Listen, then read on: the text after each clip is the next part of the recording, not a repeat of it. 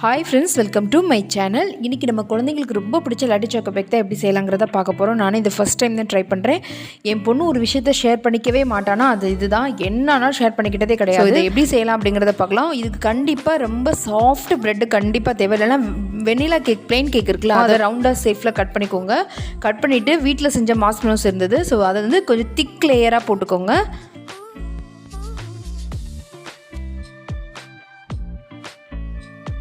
மார்ஷ்மெலோஸும் இப்படி லேயர் மாதிரி போட்டுட்டு அதுக்கப்புறம் நம்ம ப்ரெட்டை அதுக்கு மேலே அப்படியே வைக்க போகிறோம்.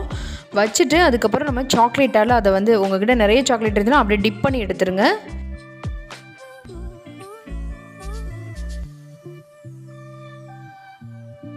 வார்ம் வாட்டரை ஒரு பவுலில் ஊற்றிட்டு அதில் சாக்லேட் போட்டு வைங்க. கொஞ்சம் நேரத்தில் நல்லா மெல்ட் ஆகிடும்.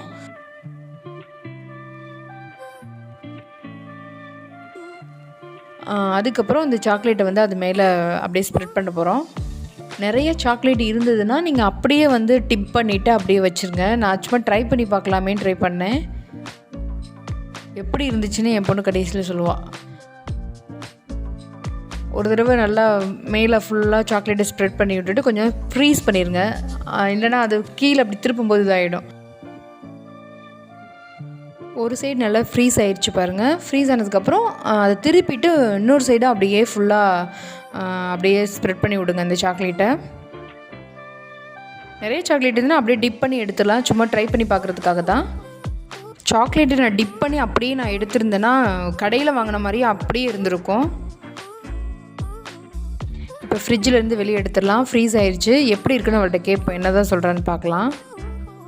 லட்டு சாக்கோ பேக்கில் பிஸ்கட் தான் வச்சுருக்கிறதா சொல்கிறாங்க. ஆனால் அந்த அந்த பிஸ்கட் வந்து அவ்வளோ சாஃப்டாக இருக்குது. நீங்கள் தண்ணியில் அதை டிப் பண்ணிவிட்டு நீங்கள் அதை செஞ்சால் கூட இவ்வளோ சாஃப்ட்னஸ் வரவே வராது.